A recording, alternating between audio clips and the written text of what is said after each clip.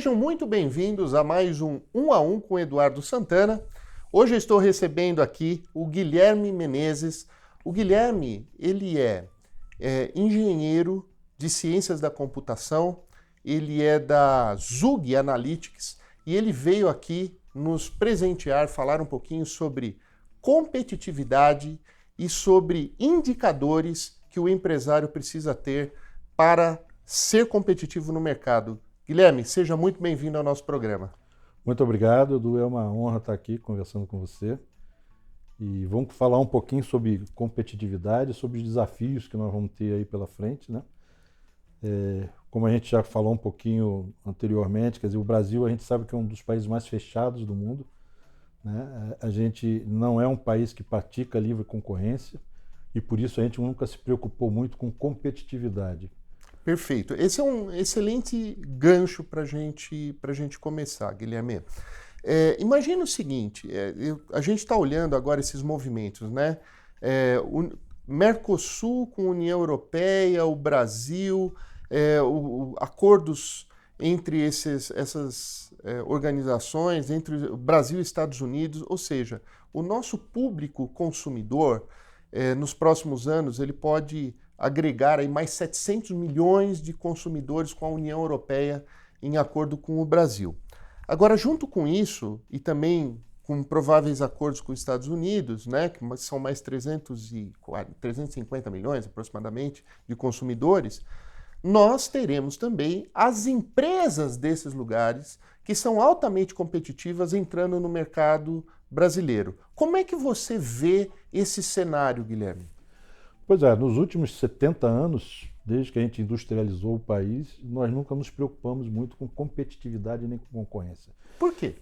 Bom, a gente escolheu praticar uma política de substituição de importações. Perfeito. Então a gente definiu alguns setores e apostou, né, via subsídios públicos nesses setores e nessas empresas. Okay. E por isso o Brasil não precisou aprender a competir e a concorrer, né? Tinham sempre as empresas que eram escolhidas e elas para virarem campeões nacionais e coisas desse tipo.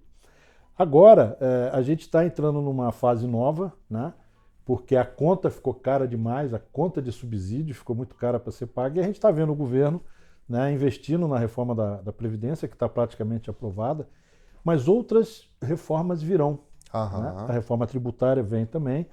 Mas o que eu acho mais relevante para o nosso mercado, vamos dizer assim, para o nosso empresariado, é a abertura comercial. Perfeito. Como você falou, nós temos uma abertura que já está assinada com a União Europeia, que é um mercado onde se pratica livre concorrência e competição. Provavelmente vamos ter um acordo com os Estados Unidos, que é o carro-chefe da competitividade, né? E como é que as nossas empresas vão se preparar para competir, né? Porque todo risco traz sua oportunidade também, né? Quer dizer, há o risco dessas empresas serem adquiridas por uma via hostil, elas quebrarem ou simplesmente se tornarem irrelevantes. Elas precisam se preparar para começar a jogar um jogo no campo que a gente não conhece bem, que é o campo da competitividade e da concorrência dentro do seu setor. Então vamos pegar esse gancho, Guilherme. Como que um pequeno, médio empresário, ele começa a se preparar para esta nova onda que virá nos próximos anos, né? E até médio prazo, né? Então temos poucos anos para a gente se habituar e se preparar para isso, porque depois disso, competição pesada e um grande público consumidor potencial. Mas como que o pequeno, médio empresário, que culturalmente não estava habituado a ter uma concorrência nesse nível, deve se preparar daqui para frente? Inicialmente, eu acho que ele tem que saber se posicionar num mapa, vamos dizer assim, de competição dentro do seu setor. Perfeito. E aí, para isso, a gente usa indicadores. Okay. Né? Só que até hoje a gente usou alguns indicadores que não valem muito para a competição. O maior indicador que a gente sempre usou são as melhores empresas em vendas, né? Quanto mais a empresa vendia, mais ela ficava bem posicionada num ranking, né, entre as empresas brasileiras. Agora a coisa mudou. Acabou isso? Acabou isso. O que vale é o retorno sobre o investimento. Perfeito. Uma empresa, para ser longeva, para ela sobreviver, para ela se manter, ela tem que justificar para o seu acionista que está havendo retorno, né? Como é que ele faz isso, o nosso empresário? Não importa se é médio, pequeno ou grande, né? Ele precisa se comparar com alguns indicadores, que são indicadores financeiros globais praticados no mundo capitalista, no mundo da livre concorrência. A gente cita dois, a União Europeia e os Estados Unidos. Perfeito. Hoje a gente não tem esses indicadores no Brasil. Então a gente precisa, de alguma maneira, de forma fácil, que o empresário consiga saber se a competitividade dele está em ascensão ou não.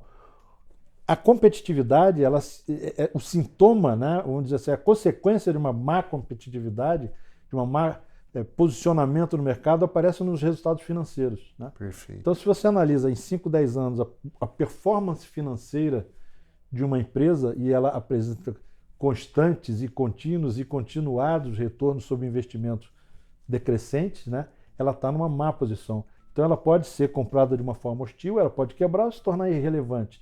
Então, a primeira coisa que eu acho que o nosso empresário, não importa o porte dele, tem que fazer é, baseado em indicadores globais, saber como anda a performance financeira dele nos últimos anos. Perfeito. Então, Guilherme, vamos lá. Quem não prestar atenção em competitividade ou vai quebrar, ou vai ser adquirido de forma hostil e com baixo valor agregado, mas quem olhar para a sua competitividade e aprender o jogo, ele tem um oceano azul pela frente. Com correto? Certeza. Corretíssimo. Ele vai não só sobreviver no mercado brasileiro, como vai aproveitar essa entrada da União Europeia no Brasil como uma oportunidade para concorrer lá fora também, né? Maravilha. E nos Estados Unidos também. Mas ele vai ter que jogar o jogo conforme ele é jogado nesses campos da livre concorrência. Maravilha. Né? Que hoje, não, aliás, nos últimos 70 anos nunca existiu no Brasil. É isso aí. Pessoal, você gostou desse assunto? Acesse eduardosantana.com.vc e veja o podcast que nós gravamos aqui com o Guilherme Menezes. Guilherme, muito obrigado pela sua participação. É uma honra poder falar sobre esses assuntos e levantar essa bandeira e essa voz. Obrigado, Edu, conte sempre comigo. Estou à tua disposição para a gente explorar mais esses assuntos. É isso aí, pessoal. E agora vamos continuar com o nosso programa.